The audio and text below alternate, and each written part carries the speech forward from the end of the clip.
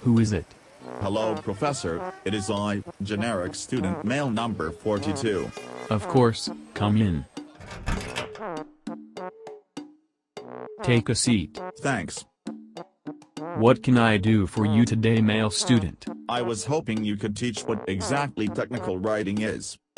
Please. Of course. Come over here to my science area and I'll learn you. Technical writing is essentially writing information down clearly, concisely, and accurately for something, well, technical.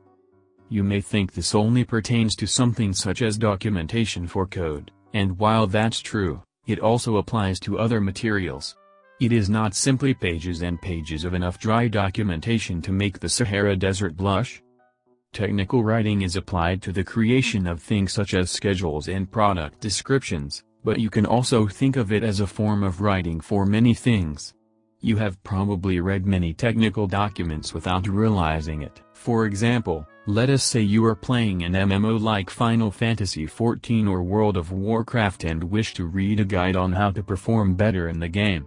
You look online and find a document pages and pages long with math about how to optimize your playtime, abilities, and gameplay understanding. That could be considered a form of technical writing. Building off this example, let us say in a game you are learning how to defeat a difficult boss. You may find a text guide such as this explaining in crisp, concise detail all of the abilities of the boss. This would also be a form of technical writing, if perhaps more casually. Wow Professor. I never knew that technical writing could be so interesting. But you know, this video has to be at least 3 minutes long. The length isn't what matters but the material.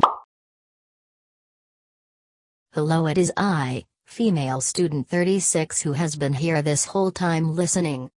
Professor, is technical writing just some boring condensing of knowledge with little thought behind it?